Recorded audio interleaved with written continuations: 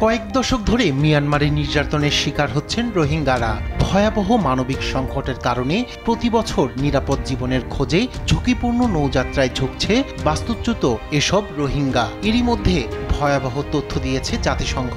গেল এক মাসে নৌকাডুবির ঘটনায় 427 জনের মতো মৃত্যু হয়েছে বলে ধারণা করছে সংস্থাটি। শুক্রবার এ তথ্য জানায় জাতিসংঘের শরণার্থী সংস্থা UNHCR।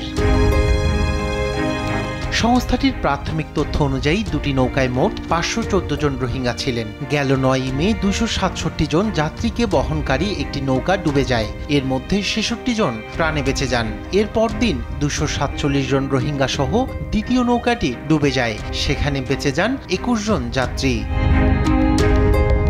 মরণঘাতী এসব ঘটনায় গভীরভাবে উদ্বিগ্ন জাতিসংঘ। UNHCR জানিয়েছে, নৌকাডুবির ঘটনাস্থল শনাক্ত করার জন্য এখনও চলছে জোর তৎপরতা।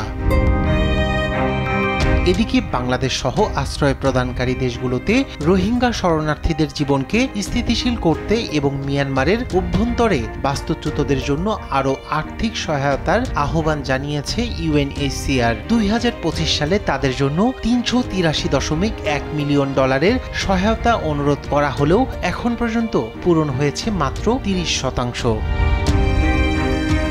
সংস্থাটির এশিয়া ও প্রশান্ত মহাসাগরীয় আঞ্চলিক ব্যুরোর পরিচালক হাই কিয়াং জুন বলেন, তহবিল কমার কারণে আরও খারাপ হয়ে উঠেছে পরিস্থিতি, যা রোহিঙ্গাদের জীবনে ফেলেছে ধ্বংসাত্মক প্রভাব। ফলে নিজের ও পরিবারের জন্য নিরাপদ, সুরক্ষিত ও মর্যাদাপূর্ণ জীবনের সন্ধানে আরও বিপজ্জনক যাত্রা করতে বাধ্য হচ্ছে তারা।